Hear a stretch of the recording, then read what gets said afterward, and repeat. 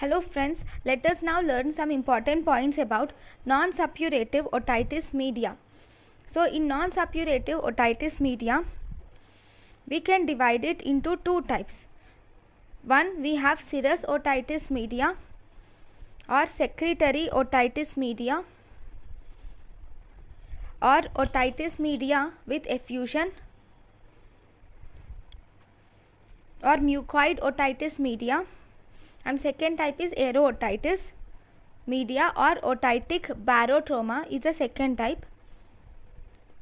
Then in serous otitis media, secretory otitis media, otitis media with effusion, also called as mucoid otitis media, also called as glue ear or silent otitis media.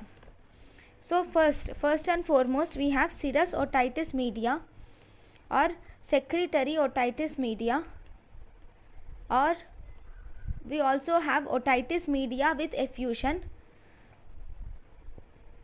or mucoid otitis media or glue ear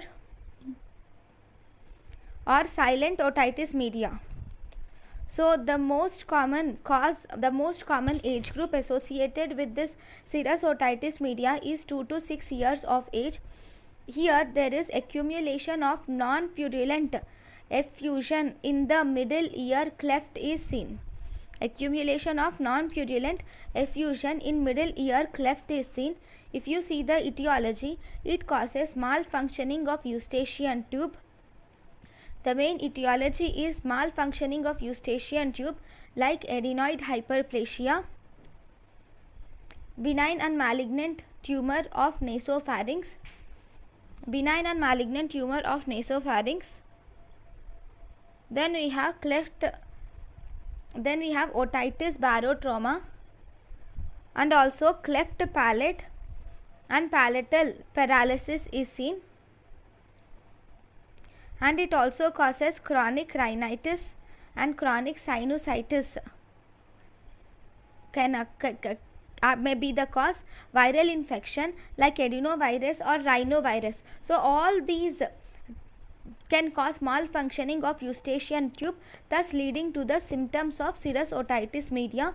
Like this serous otitis media is most commonly painless, insidious in onset with fluctuating deafness of conductive variety. So this is fluctuating symptoms with conductive hearing loss. This is mild and detected only with an audiogram. The serous otitis media deafness is mild and detected only with an audiogram. Bilateral most commonly. The most common cause of hearing loss in developing world is serous otitis media. If you see one line answers, most common cause of serous otitis media in children is hypertrophied adenoids.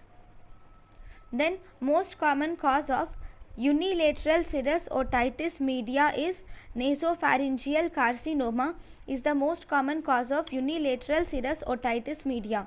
So these are important. Then this also causes delayed and defective speech.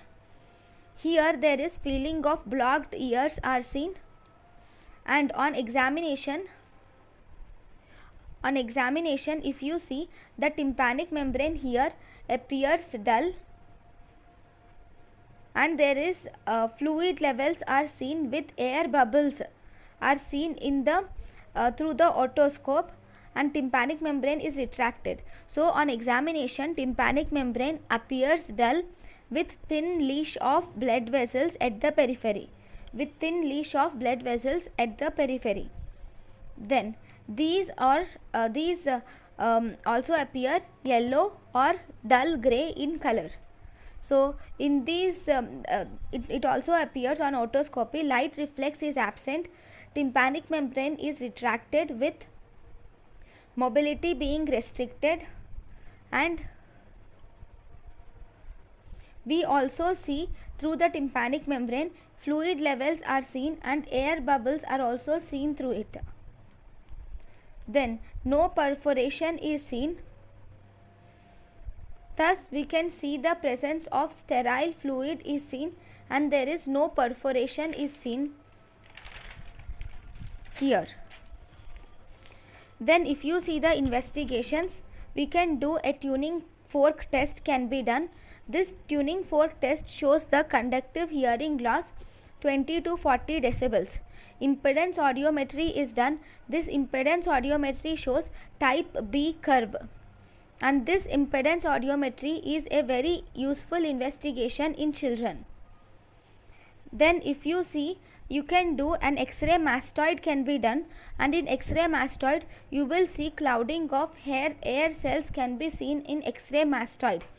Then on treatment, we have medical treatment where topical decongestants and anti-allergens, and antibiotics can be given. The effect of these antibiotics is short-lived. Then if you see the surgical treatment, if there is 3 to 6 months of medical management, if after 3 to 6 months of medical management, if this does not resolve, then myringotomy is done. In such cases, myringotomy is done, and we will remove the fluid followed by insertion of grommet. So you will to the tympanic membrane you will do a myringotomy incision. It is actually done, it is a radial incision which is put in antero-inferior quadrant. Myringotomy incision is a radial incision which is put in antero-inferior quadrant. Then if you see, the surgical management of causative factor should also be done, because if the serous otitis media is caused by an adenoids, then adenoids should be removed, that is adenoidectomy or tonsillectomy should be done. If serous otitis media is caused by nasopharyngeal carcinoma, then we should treat the nasopharyngeal carcinoma. This is about the serous otitis media. Thank you for watching.